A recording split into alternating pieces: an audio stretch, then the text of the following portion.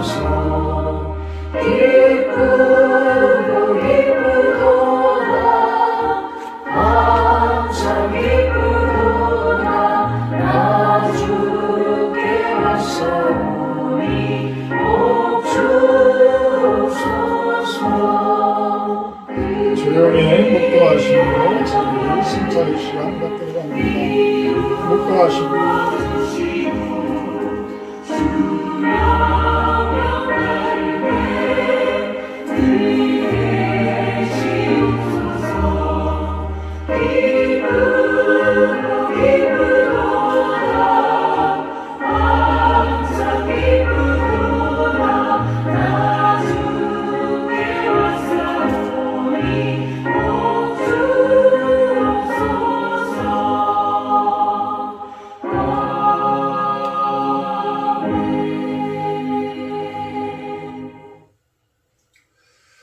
우리의 능력이 되시는 하나님을 향하여 기쁘게 노래하며 야곱의 하나님을 향하여 즐거이 소리칠지어다.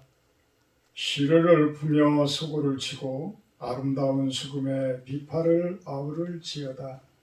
초하루와 보름과 우리의 명절에 나팔을 불지어다.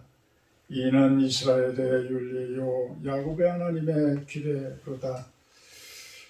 만물을 주장하시고 창조하신 하나님, 모든 일에 우리들의 주권자이신 하나님을 고백을 합니다. 이 시간 온 마음과 뜻과 정성을 다하여 예배를 드리게 하시고 저희들의 예배를 받아 주시옵소서. 감사드리며 예수님의 이름으로 기도합나이다. 아멘.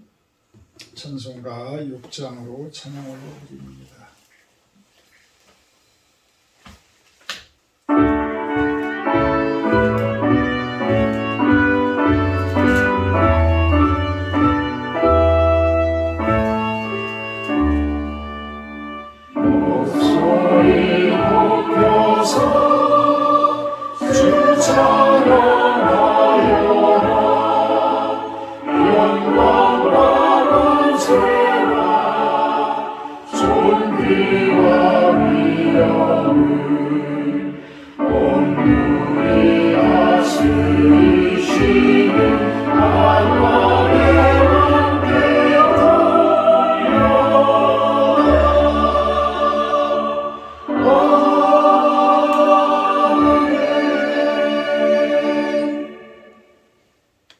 교동문 35번 기도갑니다. 교동문 35번 시편 84편입니다.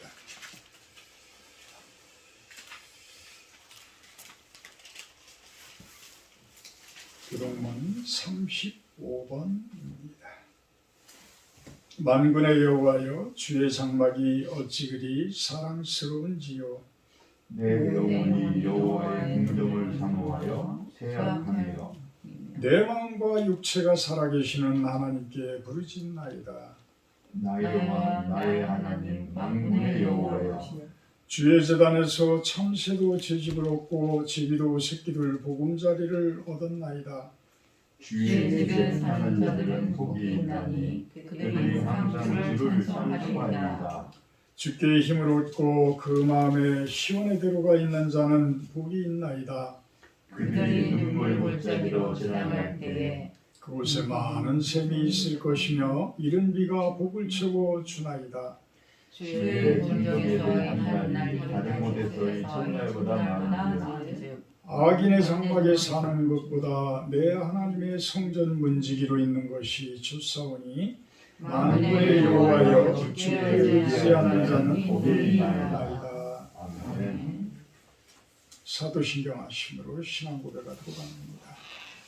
나는 전능하신 아버지 하나님 천지의 창조주를 믿습니다. 나는 그의 유일하신 아들 우리 주 예수 그리스도를 믿습니다. 그는 성령으로 잉태되어 동정녀 마리아에게 사시고 본디오 빌라도에게 고난을 받아 십자가에 못 박혀 죽으시고 장사된 지 2사흘 만에 죽은 자 가운데서 다시 살아나셨으며 하늘에 오르시어 전능하신 아버지 하나님 우편에 앉아 계시다가 그로부터 살아있는 자와 죽은 자를 심판하러 오십니다. 나는 성령을 믿으며 거룩한 공회와 성교제와 죄를 용서받는 것과 몸의 부활과 영생을 믿습니다. 아멘. 440장 찬송합니다. 440장 찬송하신 후에 구종신 사모님 대표 기도해 주십니다.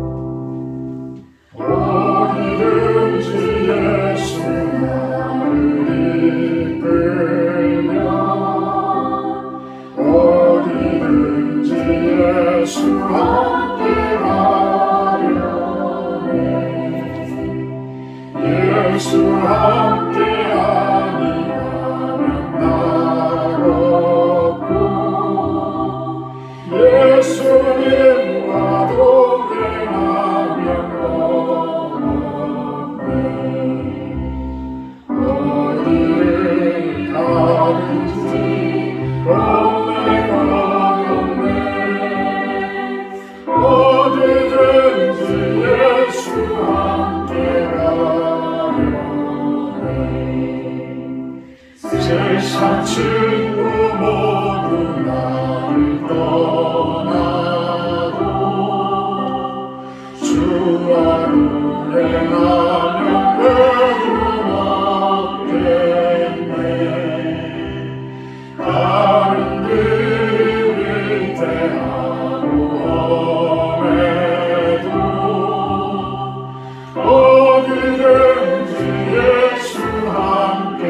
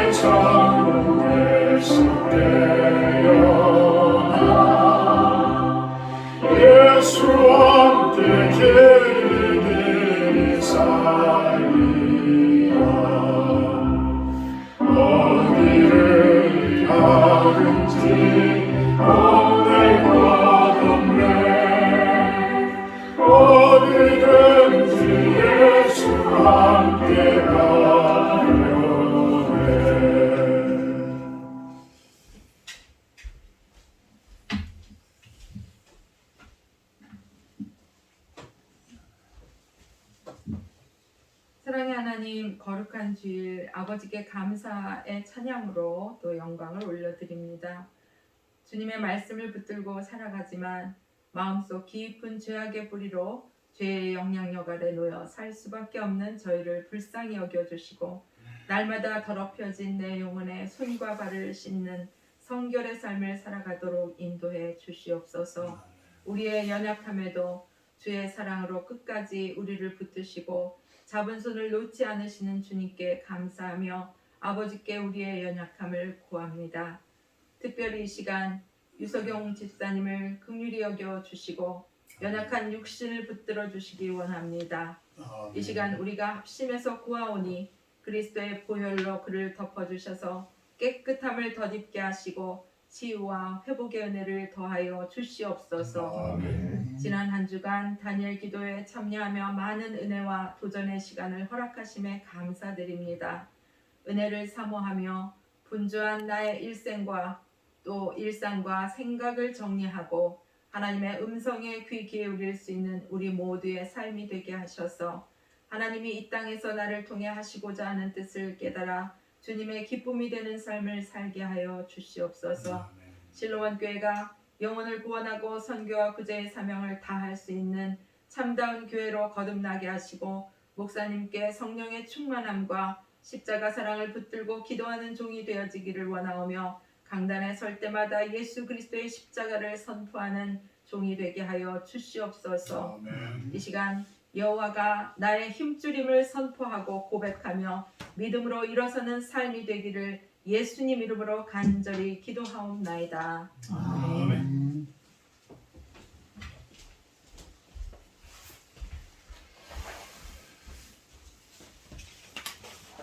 성경 말씀 봅니다. 욥기 20장 1절에서 5절 말씀입니다.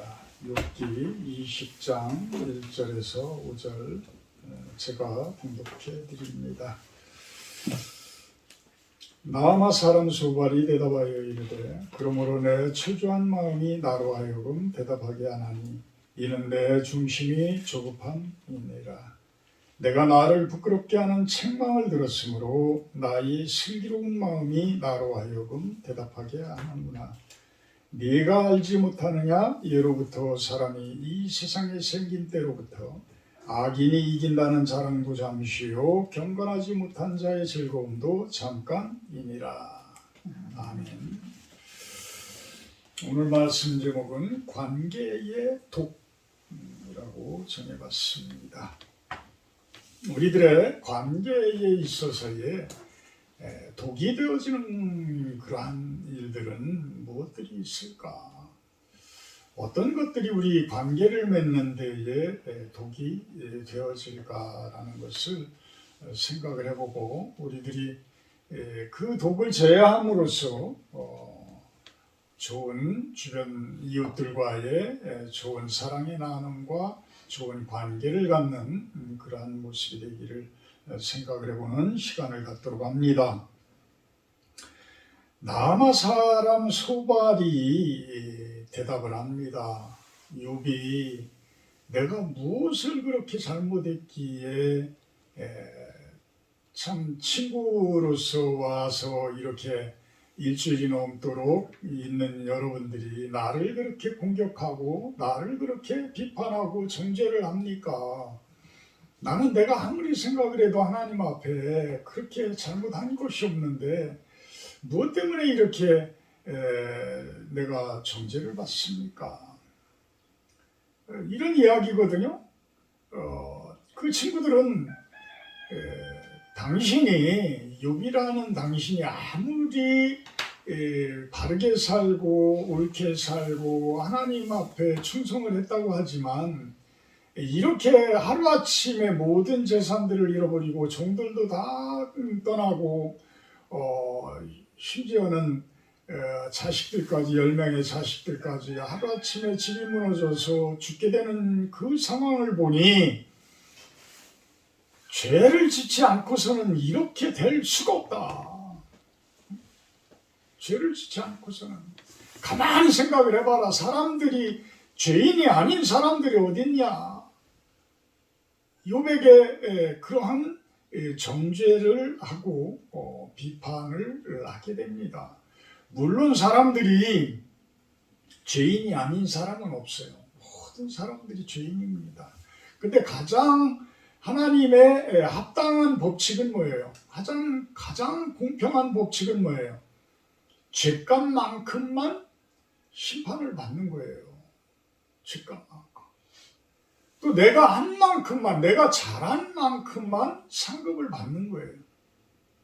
그런데 내가 잘못한 것은 1인데 그 나한테 오는 고난은 100이 되더라, 10이 되더라. 이러면 참 억울한 거죠. 그 예전에 화성 연쇄살인 사건에 그 몸도 불편한 그분이 살인자로 몰려서 18년인가를 복역을 하고 나오잖아요. 누구 때문에요? 수사를 잘못한 경찰관들 때문에. 그것을 검증을 제대로 안 한 검찰들 때문에, 그것들을 제대로 살펴보지 않은 재판관들 때문에. 참 그런 불공평한 일들, 그럴 때는 얼마나 사람이 힘들겠어요. 욥도 아마도 그 이상의 심정일 겁니다. 하나님 그렇게 잘 섬기고 자녀들이 어떤 생일이 오고 그러면 그들의 잔치 가운데에서 혹시라도 술이 취하여서 잘못되어질까봐 그들을 위해서 번제를 올리고 그들을 위해서 기도를 하는 그러한 신앙인이었어요. 진정한 신앙인이었어요, 욥은. 그런데 그 엄청난 고난을 겪었을 때 누군들 하나님을 원망하지 않을 사람이 있겠어요. 그런데다가 불난 집에 부채질한다고 친구들은 와서 위로하고 동감하고 참 같이 해주는 그 아픔을 나누는 그런 모습이 아니라 오히려 정죄를 하는 모습이고 비판을 가하는 모습이고 이랬다는 거예요. 지금 나아마 사람 소발은 욥이 이제 그런 부분에 대해서 막 지적하고 났으니까 2절에 보면 그분의 그 성격이 드러납니다.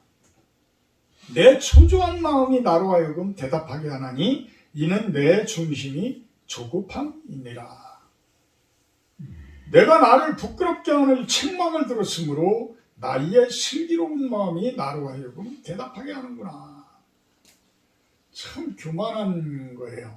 참 교만한 거예요. 그러니까 욥이 나 이렇게 힘들어, 나 이렇게 아파, 나 이렇게 어려워 죽겠어. 그러니까 그 말을 딱 끊어버리고 바로 조급한 마음에 욥 당신이 틀린 거야. 내가 당신보다 슬기로운 사람이니까 내가 그 지혜를 가지고 한번 얘기해 줘 볼게. 만나 들리나 한번 들어봐. 지금 이런 얘기거든요. 이런 얘기. 참 상대방 말을 끊어버리고 내 주장을 편다라는 이야기 자체부터가 관계에 독이 되어지는 거죠. 관계에 독이 되어지는 거예요. 그것은 어디에서 출발되어져요? 교만에서 출발되어지는 거예요. 내 중심적인 사고에서 출발되어지는 거예요. 못 참는 거예요. 남들이 이야기하는 것이 나의 생각과 나의 주관과 틀릴 경우에는 참아내지를 못해요. 그러니까 그냥 바로 내 입에서 팍 튀어나가 버려. 저도 상당히 그런 편입니다. 저도 상당히 그런 편이에요. 남의 이야기를 귀담아 듣지를 못하고 그래서 그런지 오히려 귀도 더 안 들리고 이러면서 너무 답답한 거예요. 너무 답답해. 그러면서 오히려 이제 내 생각만 쭉 하다가 이렇게 이야기하면 엉뚱한 얘기가 이제 튀어나가게 되어지고 이래서 이제 또 사람들에게 실망감도 주고 이런 모습인 거죠. 참 어떤 상대를 공감하고 상대방의 이야기를 깊이 들어주는 모습이 참으로 좋은 관계인데 지금 남아 사람의 이 모습은 관계에 있어서 관계가 깨지는 그러한 독의 모습으로 표현되어지고 있는 것입니다. 이렇게 또 하나의 이제 착각은 무엇이냐면 3절에 보면 나의 슬기로운 마음이 나로 하여금 대답하게 한다. 내가 설사 슬기로운 사람이고 지혜로운 사람이더라도 내 스스로 나를 슬기로운 사람으로 평가하는 그 자체부터가 아주 교만한 사람인 거예요. 아주 교만한 거예요.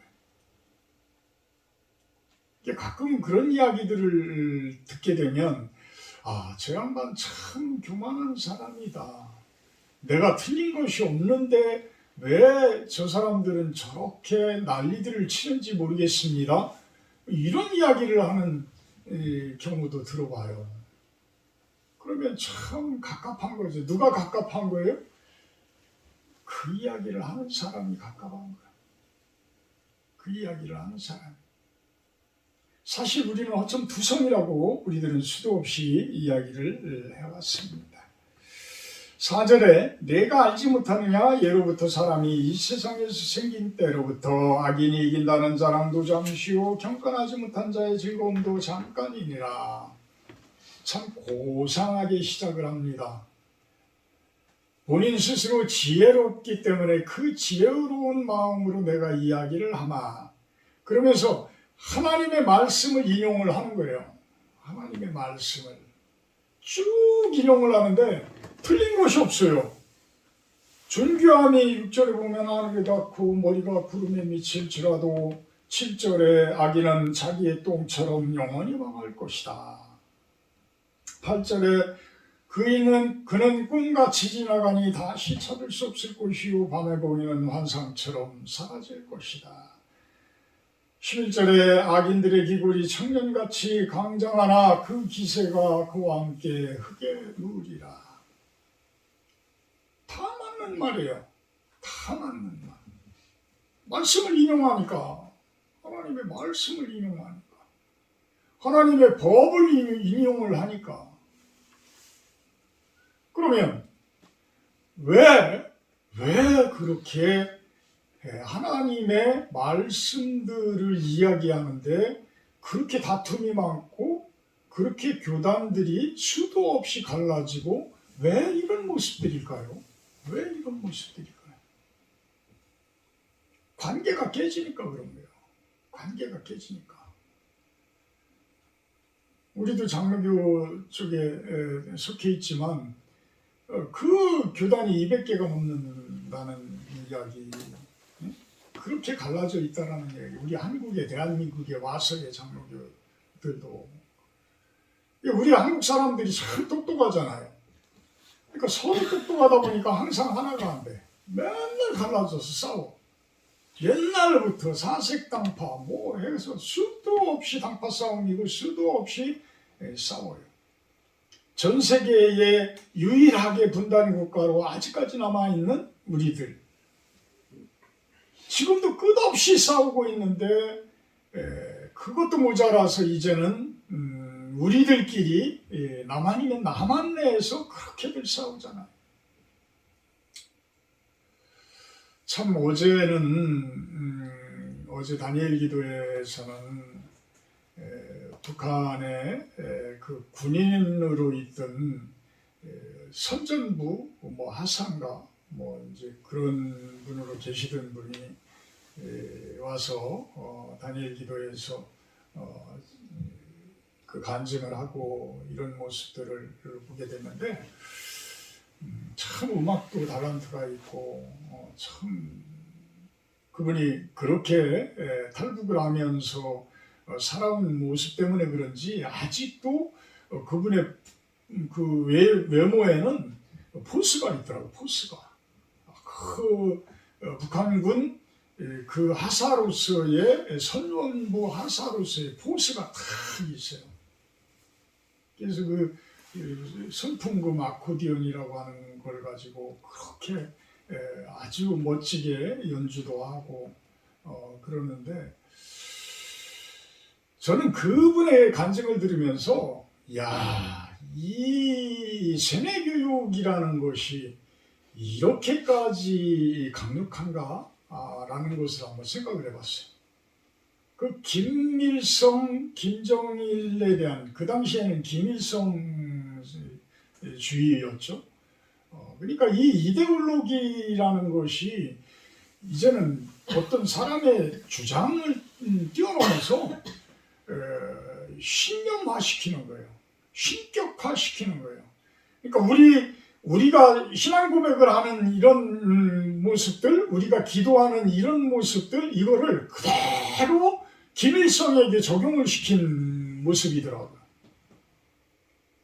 그러니까 우리가 교회에서 하나님을 섬기고 예수님을 섬기고 이런 모습들을 그대로 김일성으로 적용을 시키는 거예요. 그래서 김일성이 하나님이 되어지는, 북한 사람들의 하나님이 되어지는 그러한 모습이더라는 거예요. 그분의 간증에 김일성이가 죽었다라고 하는데 94년도 뭐 7월인가 이렇게 맞나 모르겠어요. 저는 이제 뭐 잘 모르겠지만 그분이 이제 이야기하는데 김일성 수령이 죽었다라고 하는데 다들 깜짝 놀랐다는 거예요. 막 다 엉엉엉 울고 난리가. 맨발에 막 그 군인 대대장 뭐 중대장 이런 사람들이 그 동상 앞에 가서 막 붙들고 엉엉 울고 막 이랬다는 거예요. 참 우리는 웃을 수 있는 내용들이지만 그분들에게는 이 신앙이었던 거예요. 신앙이었던 거예요. 그래서 김일성이라는 사람은 영존하는 신으로 알았는데 그 사람이 죽었다라고 하는 게 이해가 안 갔다는 거예요. 이해가 가지 않았다. 그러면서 몇 년이 흐르면서 군인들은 그래도 나라를 지켜야 되기 때문에 밥을 먹고 살았는데 자기 부모님들이 형제들이 굶어서 죽는 그 모습을 보면서 너무나 충격적이었다는 거예요. 사람을 알아볼 수가 없을 정도로 다 그냥 뼈만 남아가지고 자기 부모님이 누군지도 알지도 못할 정도, 찾지도 못할 정도였다는 거예요. 트럭에 그냥 왕창 실어가지고 가가지고 그냥 공동으로 구덩이 파가지고 우르륵 덤프트럭으로 그냥 우르륵 쏟아놓고 파묻는 그런 상황이었다라는 거예요. 참 우리가 그 북한 사람들을 위한 또한 관계 이 부분을 놓고서도 우리가 많은 기도들을 해야 되지 않는가, 많은 기도들을 해야 하지 않는가. 그분들의 어떻게 보면 우리 민족들은 한 형제들이고 한 자매들인데 참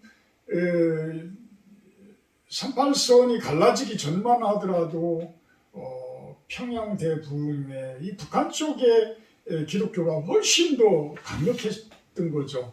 중국에서부터 이렇게 넘어왔던 상황이기 때문에 그래서 평양노회, 장로교 쪽에 평양노회 그러면은 아주 유명하잖아요. 그러니까 평양 북한 분들이 내려오신 목사님들이 노회를 형성해서 한국 교회를 이끌어가는 이러한 모습들 참 우리의 어떤 민족이라는 그러한 관계 이런 부분에서는 북한을 위해서 기도들을 또한 우리가 많이 해야 될 줄로 압니다. 관계에는 이렇게 여러 가지 관계들이 있습니다. 우리가 일반적으로 관계하면 이웃들과의 어떤 단순한 관계들만은 이야기하게 되지만 실상은 첫째는 하나님과의 관계예요. 하나님과의 관계. 그 북한 사람들이 김일성과의 관계를 맺으면서 똘똘 뭉치듯이 하나님과의 관계가 어떻게 맺혀지느냐에 따라서 나의 신앙심과 나의 믿음이 형성이 되어지죠. 그리고 그 관계에 의해서 모든 것들이 관계를 맺게 되어지기 시작을 합니다. 하나님과의 관계가 제대로 맺어지게 되면 이웃들과의 관계도 자연스럽게 좋아져요. 가정과의 관계도 자연스럽게 좋아져요. 저는 이 부분을 놓고 요즘에 아주 기도를 많이 하고 있습니다. 이 관계, 하나님과의 관계, 그 관계가 제대로 맺혀지도록. 그래서 우리는 그 부분을 뭐라고 이야기를 해요? 작은 예수가 된다는 것. 작은 예수가 된다는 것. 난 이게 쉬운 건 줄 알았어. 그냥 말만 하면 되는 건 줄 알았어. 그런데 진짜 내가 예수다운 삶을 산다는 것은 결코 쉽지 않은 과정들이에요. 보통 일이 아니더라고요. 무슨 일을 하든지 간에 예수님이라면 어떻게 할까? 예수님이라면 지금 이때에 어떤 모습을 보일까? 이런 것들이 제가 그런 마음을 갖는다고 해가지고 금방 지금까지 평생 살아온 60이 넘도록 살아온 그 습관들이 변하겠어요? 금방 변하겠어요? 절대 금방 안 변하죠. 그러면 지금까지 내 습관화 시켰던 기간만큼 그 갑절을 노력을 하고 그 이상의 좋은 관계를 맺고자 노력을 할 때에 변화가 되어지는 것이지, 그냥 옛날부터 내려왔던 것들을 아무런 고통과 고난과 노력 없이 그것이 변화되어진다? 아닙니다. 그럼 어디서부터 그것이 변화가 되어져요? 하나님과의 관계에서부터, 영적인 부분부터 변화되어져야 되는 거 아니에요. 영적인 부분. 그 부분부터의 그 하나님과의 관계가 회복되어지면서 모든 것들이 출발점이 거기서부터 시작되어진다는 거예요. 그럴 때 이웃들과의 관계, 이웃이라고 하는, 하나님이 가장 큰 계명을 이야기하는 하나님을 사랑하고 이웃을 사랑하는 그 이웃들은 우선은 뭐라고 했어요? 나부터 시작한다 그랬죠. 육신의 세계의 첫 번째 시작된 게인 나부터의 관계. 나와의 관계를 잘 맺어야 되는 거예요. 나와의 관계. 내 생각과 내 육신이 따로따로 놀잖아요. 그런 경우가 여러분들은 없어요? 그런 경우 많아요. 내 마음대로 내가 나를 스스로 통제하지 못할 경우가 상당히 많아요. 거기에 술이라도 한 잔 더 들어가 봐요. 그러면 완전히 흐트러져 버리는 거예요. 그냥 흐트러져 버려요. 나와의 관계, 하나님과의 관계가 제대로 맺혀지게 되면 나와의 관계가 두 번째는 제대로 맺혀진다. 그리고 다음에는 뭐겠어요?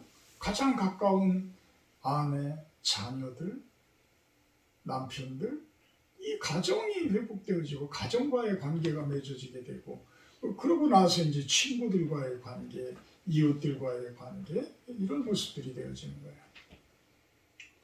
참 어제 제가 저녁을 먹으면서 참 이 아래 최경옥 씨를 놓고 그 가정을 놓고 제가 기도를 하면서 좋은 이웃이 함께하게 해주셔서 감사합니다라는 기도를 제가 하게 됐어요. 참 이 좋은 이웃과 함께한다는 것도 이것도 엄청난 축복입니다. 그거 같이 좋은 축복이 없어요. 좋은 친구가 나의 힘이 되어지고 좋은 친구가 나를 위해서 기도해 주는 것 이상으로 참 좋은 이웃이 함께 한다는 것이 얼마나 좋겠어요. 저를 개 키우는 양반은 요즘에 나 쳐다보면 번쩍도 안 합니다.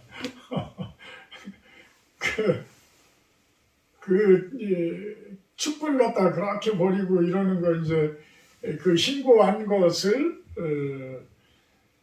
이제 우리가 했다라고 이제 이야기를 하고 그러면서 바라보기도 하나요. 그러면서도 또 갖다 버립니다. 또 음식물 쓰레기니 뭐니 갖다가 군데군데 또 다 갖다 버리고 낙엽으로 덮어놓고 이런 모습이에요. 그런 이웃이 또 내가 가장 가까운 곳에 있다라고 한다 그러면 이게 얼마나 힘든 관계겠어요. 그죠? 이거 엄청나게 힘든 관계예요. 그러니까 그 양반 옆에 있는 요 앞에 땅 하고 있는 이상현 씨 그 양반과 그분 와이프는 이 동네에 오고 싶지를 않다는 거야.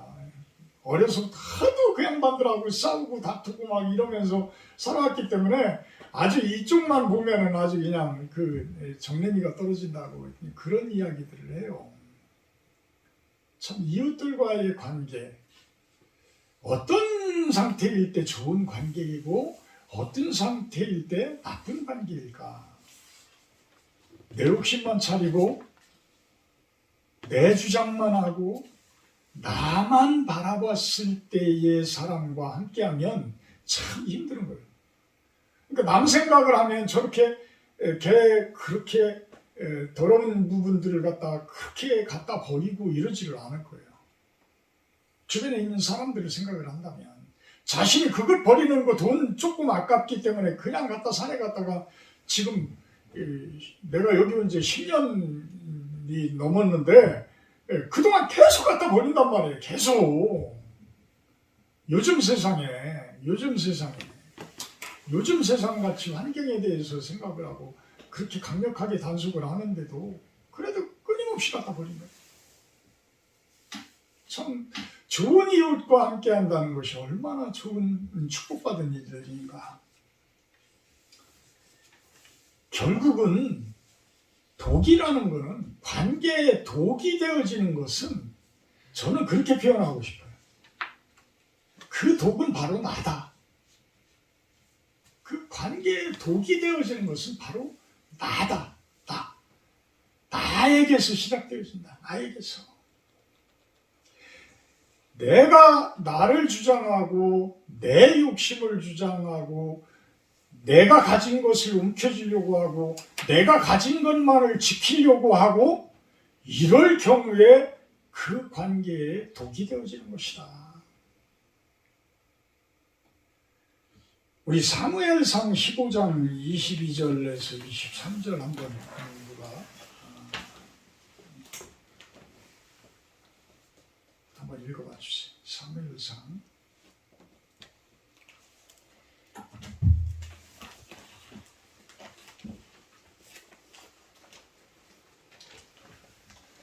사무엘상 15장 22절에서 23절 구약성경 432쪽입니다. 사무엘이 이르되 여호와께서 번제와 다른 제사를 그의 목소리를 청종하는 것을 좋아하심 같이 좋아하시겠나이까. 순종이 제사보다 낫고 듣는 것이 순양의 기름보다 나으니 이는 거역하는 것은 점치는 죄와 같고 완고한 것은 사신 우상에게 절하는 죄와 같음이라. 왕이 여호와의 말씀을 버렸으므로 여호와께서도 왕을 버려 왕이 되지 못하게 하셨나이다 하니 27절에 사무엘이 가려고 돌아설 때에 사울이 그의 겉옷자락을 붙잡음에 찢어진지라. 참 순종이 제사보다 낫다라는 이야기들은 여러분들이 많이 들었어요. 번제와 제사를 드리는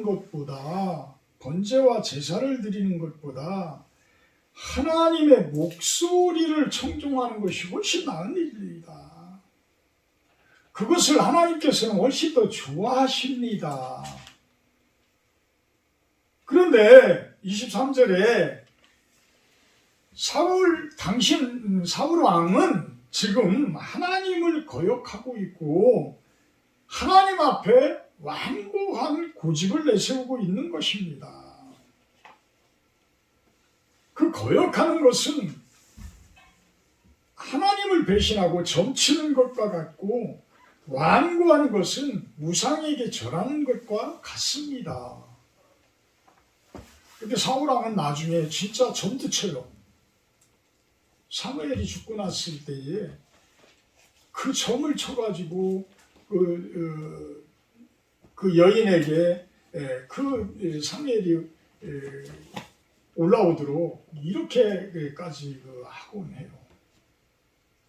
왜 사울이 이런 관계까지 갔을까요? 결국엔 나를 세우다 보니까, 내 생각대로 하다 보니까, 그러다 보니까 하나님 섬기는 것도 자기 방식대로 하는 거예요. 사무엘이 그 어려서부터 성전에서 그렇게 하나님을 잘 섬기며 많은 것들을 배우고 하나님 섬기는 법에 대해서 이야기를 하는 것을 배워야 할진데 왕을 시켜놓으니까 자기가 제사까지 지내려고 하고 자기가 번제까지 드리려고 하고 이런 아주 교만 덩어리가 돼버리더라는 거예요. 그러니까 하나님께서 바라시는 건 순종함인데 그냥 거칠애적인 제사, 거칠애적인 행동, 거칠애적인 어떤 신앙 이걸로 그냥 모든 것들이 다 통과되어질 줄 알고 그런 모습으로 하더라는 거예요. 사무엘은 그 하나님과의 관계는 그런 관계가 아니다. 그런 관계가. 그거에 대한 독이 되어지는 것은 결국은 사울 당신의 그 아집스러운 고집 때문입니다. 아집스러운 고집 때문입니다. 이 이야기를 하고 있는 거예요. 사도행전에 보면요, 참 바울과 바나바라는 제자들이, 예수님의 제자들이 서로 갈라서는 모습들을 보여요. 서로 갈라서는 모습들. 그러면서 나중에는 그 바울과 바나바가 크게 다투고서 서로가 딴 길을 가요. 서로 딴 길을 걸어갑니다. 그러고 나서 사도행전에 이제 더 이상 바나바라는 그분이 등장을 하지를 않아요. 이름이 등장을 하지를 않아요. 근데 이 바나바는 누구냐 하면 바울을 인도한 사람이에요. 예루살렘 교회에서 파송을 받아서 안디옥 교회에 감독으로 나간 사람이에요. 지금으로 이야기하면 감독이에요. 총감독으로 나간 사람이에요. 가장 어른이 되어지는 사람이에요. 근데 바울이 그만큼 전도여행을 통해서 어떤 교회들의 그 세력들이 커지면서 바울의 그 능력도 상당히 크게 이제 발휘가 되어지는 상태가 되어진 거죠. 그러면서 이제는 예전에는 바나바에게 아마도 바울은 그렇게 크게 이야기하고 어떤 자기 주장을 펴지도 못했을 그런 상태였을 거예요. 추정을 해보면. 그런데 나중에는 바울이 반기를 듭니다. 반기를 들어요. 그래서 그 사람을 데리고 가는 것은 예전에 우리를 한번 배신했기 때문에 절대 안 됩니다. 이렇게 되어지게 되고 바나바는 그 사람을 데리고 가야 되겠다라고 주장을 하고 이 아무것도 아닌 일 때문에 둘이서 크게 다투고 이제는 관계가 깨지는 모습을 봅니다. 자, 여기에서 바울과 바나바라는 사람들은 어떤 분들이에요? 어떤 분들이에요? 가톨릭으로 이야기하면 교황과 같은 사람들, 추기경들과 같은 사람들이에요.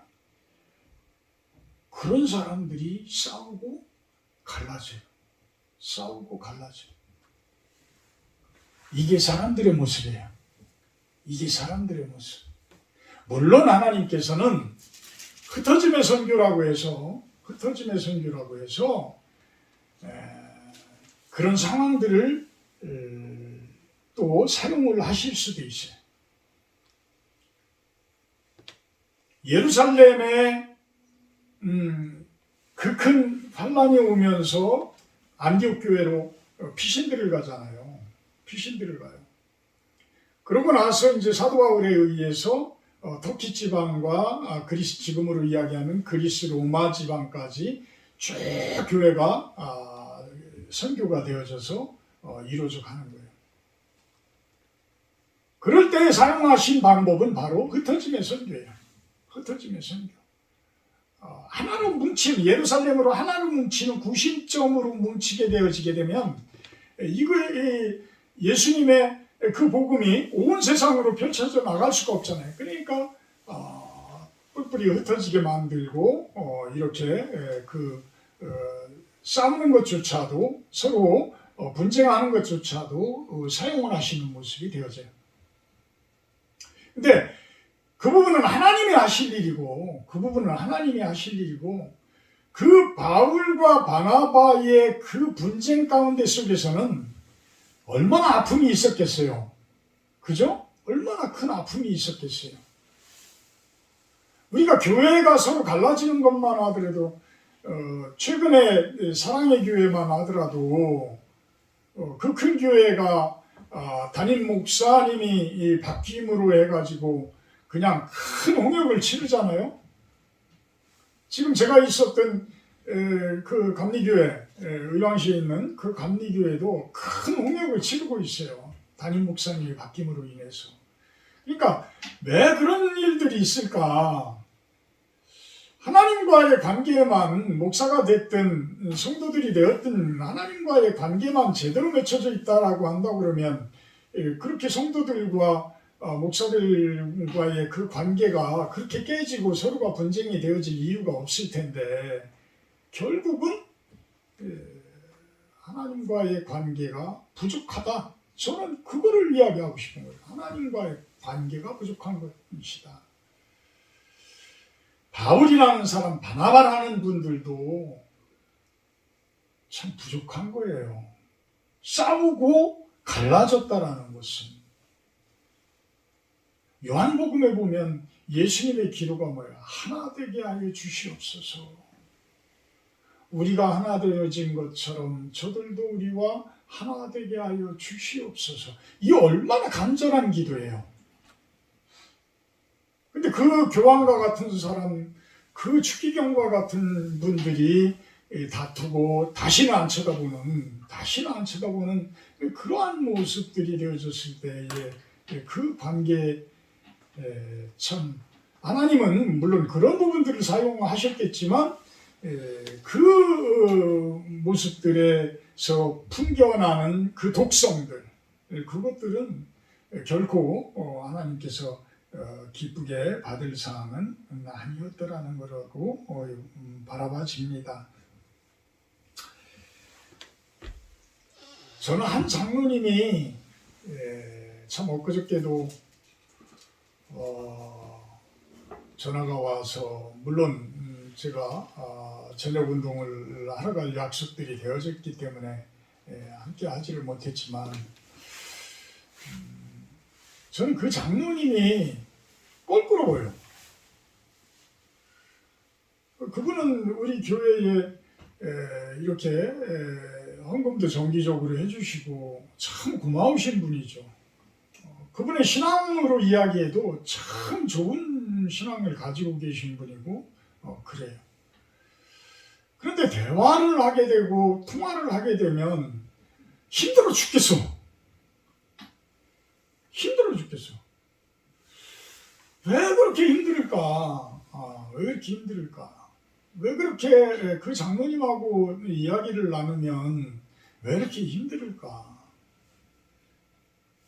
근데 또 우리 같이 있던 부곡감리교회의 그 회미리라고 하는 우리 교회도 자주 와서 예배를 드려주는 그 오순열 권사님 같은 경우에는 참 편해요. 통화를 하든지 대화를 나누든 뭐 같이 있든지 참 편해.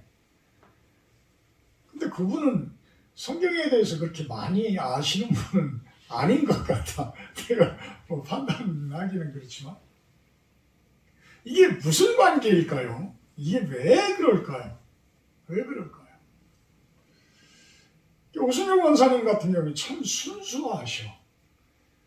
또 그 자기가 싫은 것에 대해서 이렇게 감추는 스타일도 아니에요. 또 다 나중에는 듣고 보면 또 이야기를 다 해. 그러니까 본인이 하고 싶은 것, 하기 싫은 것에 대해서 다 이야기를 하는데도 그렇게 기분은 나쁘지를 않아. 참 이 관계가 참 많이 배우시고 똑똑하신 전자의 그 장로님과의 관계, 우리 오순열 권사님과의 관계, 이 관계에 있어서 하나님은 어떤 걸 더 기쁘게 받으실까?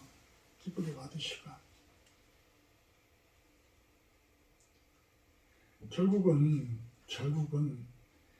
남을 힘들게 한다는 이야기는 남을 찌르고 있다는 거예요. 내 주장을 자꾸만 하고 있다라는 거예요. 내 중심으로 판단을 하고 내 중심으로 상대를 바라보고 있다라는 거예요. 오늘 나아마 사람 소발처럼 그렇게 자기 중심의 생각으로 바라보고 판단을 하고 이야기를 한다는 거예요. 그러니까 그 소리를 듣는 사람들은 바른 이야기지만, 성경 말씀이지만 힘드는 거야. 힘든 거야. 똑같이 이야기를 하지만 한 분은 너무 힘들고 한 분은 참 편안하게 들리고 이런단 말이에요. 잠언 26장 9절에 보면 그런 이야기를 합니다. 미련한 자의 입의 잠언은 술 취한 자가 손에 든 가시나무 같으니라. 미련한 자가 코칭하는 그 이야기들은 가시나무, 술 취한 자가 손에 든 가시나무 같다. 얼마나 따갑고 아파요.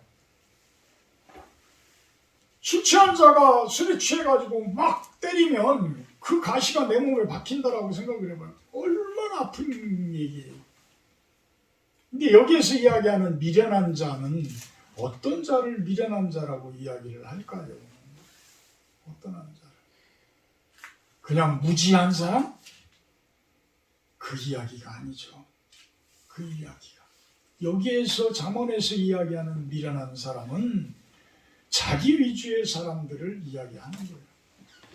자기 위주. 나 같은 사람, 나 같은 사람, 저 같은 사람.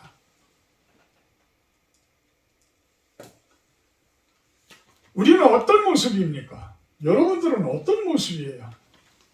여러분들은 주변에 있는 분들을 편하게 하는 스타일입니까? 주변에 있는 사람들에게 내 주장을 펴는 스타일입니까?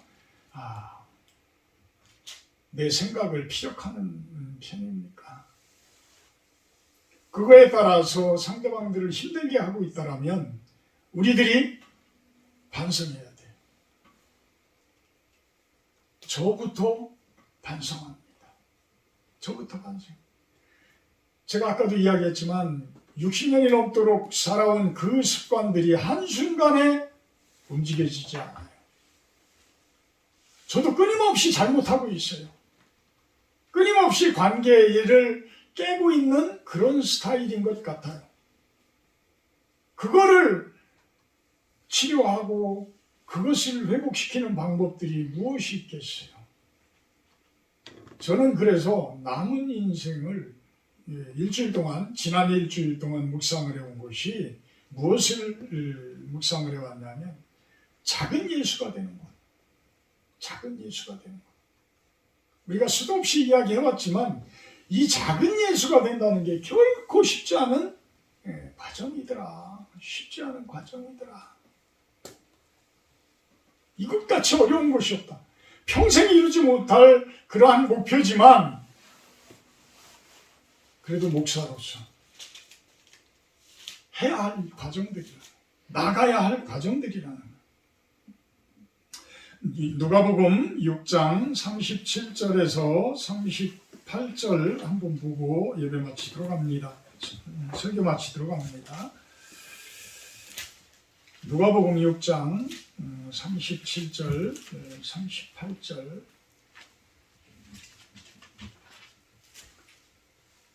비판하지 말라 그리하면 너희가 비판을 받지 않을 것이요 정죄하지 말라 그리하면 너희가 정죄를 받지 않을 것이요 용서하라 그리하면 너희가 용서를 받을 것이요 주라 그리하면 너희에게 줄 것이니 곧 후히 되어 누르고 흔들어 넘치도록 하여 너희에게 안겨주리라.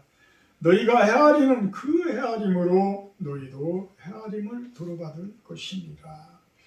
이게 관계의 법이라고 저는 표현을 하고 싶어요. 관계의 법, 관계의 법. 첫째, 비판하지 말자. 남들을 비판하지 말자. 설사 남들이 잘못하고 있더라도 그 부분에 대해서 비판하지 말자. 두 번째, 설사 저 사람이 죄를 짓더라도 그분을 위해서 그냥 기도해주지 정죄하지 말아라. 너 그러면 지옥 가! 여러분 그러면 지옥 갑니다. 이런 소리 함부로 하지 말자는 거야. 이런 소리 함부로 하죠.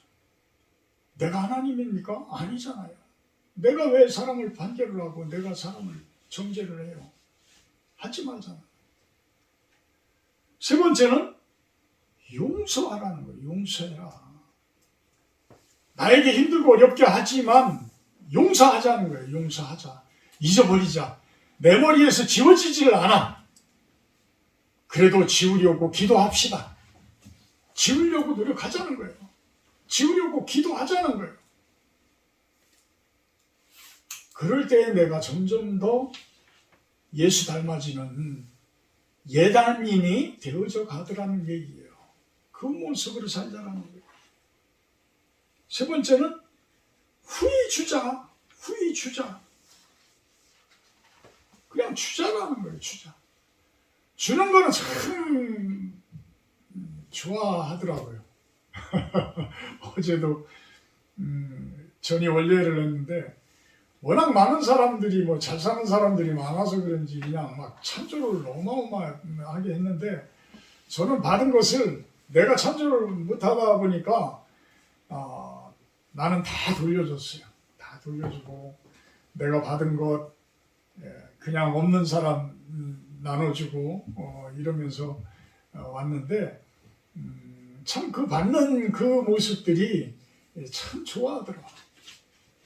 우리가 줄 수만 있다면, 베풀 수만 있다면 우리가 베풀고 주고 이런 모습으로 살자는 거예요. 마지막으로 참 우리가 꼭 해야 할 일, 헤아리자는 거예요. 헤아리자. 헤아리는 그 헤아림으로 너희도 헤아림을 도로 받을 것이다. 남들이 내 형편을 헤아려주고 위로되는 말 한마디 딱 해줄 때에 그것은 진짜 돈 100만 원, 200만 원 이렇게 받는 것보다 훨씬 더 마음이 포근해지는 것 같아요. 포근해지는 것. 저에게 그런 따뜻한 말 한마디 이렇게 해주는 소리를 들음으로 인해서 너무 감사하다. 너무 감사하다. 나를 헤아려주고 주니까. 예전에 과천의 시원교회에 있을 때 제가 IMF를 겪으면서 봉투에다가 딱 5만 원을 넣어서 저를 주는데 아직도 그 감사함은 잊지를 못해요. 나중에 교회가 뭐 어떻게 허물어지고 어떻게 뭐 없어졌는지는 뭐 모르지만 하여튼 그 헤아림이라는 그 부분, 서로 생각해 준다는 그 부분들에 대해서는 너무 감동적이고 너무나 좋아요. 우리가 이 남을 헤아려 준다라는 이 헤아림만큼은 마음속 깊이 오늘 이후로 간직하시고 우리가 세상 가운데서 이웃들과의 관계 가운데서 실천을 하는 여러분들이 되기를 주님의 이름으로 축복합니다. 사랑의 하나님, 관계에 독이 되어지는 것들을 하나하나 찾아서 기도로서 제거해 나가는 우리들이 되게 하여 주시옵소서. 그래서 이제는 관계의 독이 아니라 성이 되어지는 그러한 모습들을 세상 가운데에서 하나님으로부터 시작해서 이웃들에게 서서히 나누어줄 수 있는 우리들의 모습이 되기를 축원합니다. 감사드리며 예수님의 이름으로 기도합니다. 십계명 기도가 합니다. 하나님이 모든 말씀으로 말씀하여 이르시되 나는 너를 애굽 땅 종되었던 집에서 인도하였네 네 하나님 여호와니라. 제1은 너는 나 외에는 다른 신들을 내게 두지 말라. 제2는 나를 위하여 죽이는 상을 만들지 말고 또 위로 하늘에 있는 것이나 아래로 땅에 있는 것이나 땅 아래 물속에 있는 것도 어떤 상도 만들지 말며 그것들에게 절하지 말며 그것들을 섬기지 말라. 제3은 너는 내 하나님 여호와의 이름을 망령되게 부르지 말라. 제3은 주를 기억하여 그에게 지키라. 제5는 내 부모를 공경하라. 제6은 살인하지 말라. 제7은 간음하지 말라. 제8은 도둑질하지 말라. 제9는 내 이웃에 대하여 거짓 증거하지 말라.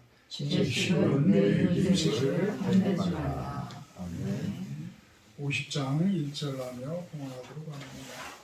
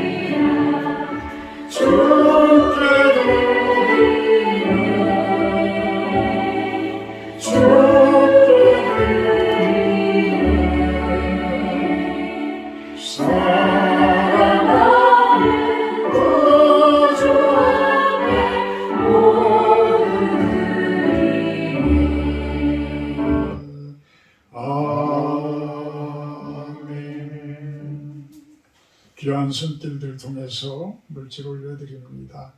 주님의 영광과 주님의 이름이 드러나는 곳에 사용되어지게 하여 주시옵소서. 또한 그 손길들 축복하셔서 그 가정과 하는 모든 일이 형통하기를 축원합니다. 예수님의 이름으로 기도합나이다. 다음 주 기도는 김재훈 집사님이십니다. 21일까지 다니엘 기도회가 21일 동안 이어집니다. 제가 단톡방에 이렇게 올려드리는데 거기에서 이제 클릭을 하셔서 들어가셔도 되고 유튜브에 다니엘 기도하면은 이렇게 바로 떠요. 그러니까 한 번만 이렇게 보게 되면 그 다음부터는 계속해서 유튜브에 떠주니까 시간 되시는 분들은 꼭 참여를 해서 같이 할 수 있는 모습이기를 바랍니다. 온 세상에 있는 교회들이 하나 되는 그 과정들이에요. 어쨌든 우리 한국에서 출발되어지지만 온 세계 선교사님들도 다 참여를 하고 지금은 15,000여 개의 교회들이 참여를 한다고 합니다. 그러니까 우리들도 같이 참여를 해서 같이 해주시기를 부탁을 드리고요. 21일 추수감사절 때는 좀 우리가 기도를 하면서 준비를 하고 주변에 꼭 모실 분들 우리가 기도로서 준비를 해서 그날 함께하는 모습이었으면 좋겠습니다. 찬송가 438장을 하는데요. 마지막 장 하실 때에 우리 전부가 우리 유석영 집사님 건강이 안 좋으신데 집사님 그 건강을 위해서 우리가 합심 기도하는 그런 시간을 갖도록 합니다. 438장입니다.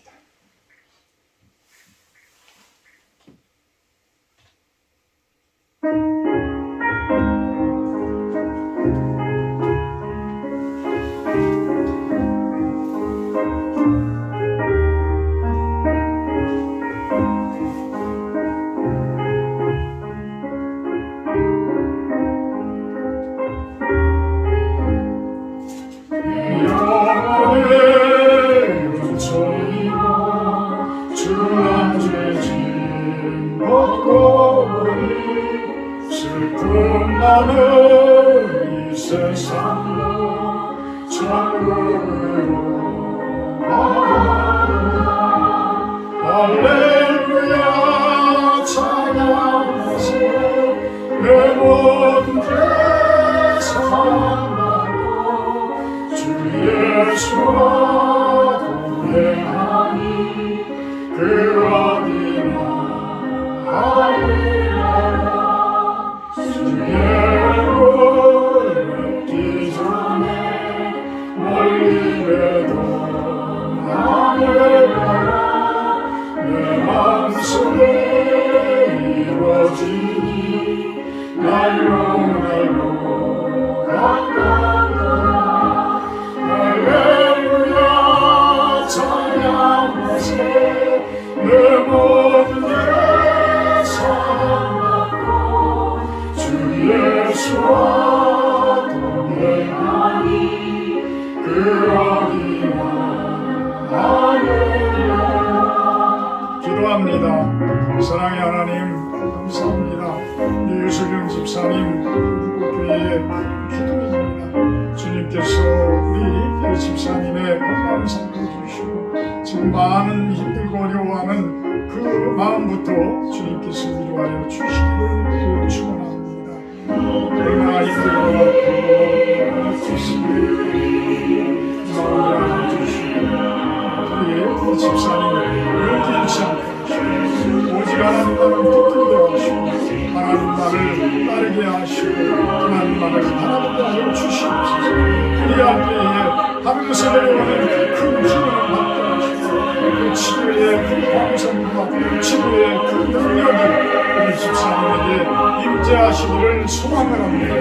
그리하여서 모든 것들이 치료되어지고 극복되어져서 건강한 모습으로 하나님 잘 섬길 수 있는 그러한 집사님의 모습이 되게 하여 주시옵소서. 감사드리며 예수님의 이름으로 기도합니다. 이제는 우리 주 예수 그리스도의 은혜와 아버지 하나님의 극진하신 사랑하심과 성령의 교통 임재하심의 축복이 이곳에 모인 우리 사랑하는 신로운 성도님들 머리 위에와 영상을 통해서 예배드리는 당신의 백성들 머리 위에 영원토록 함께하기를 간절히 축원하옵나이다.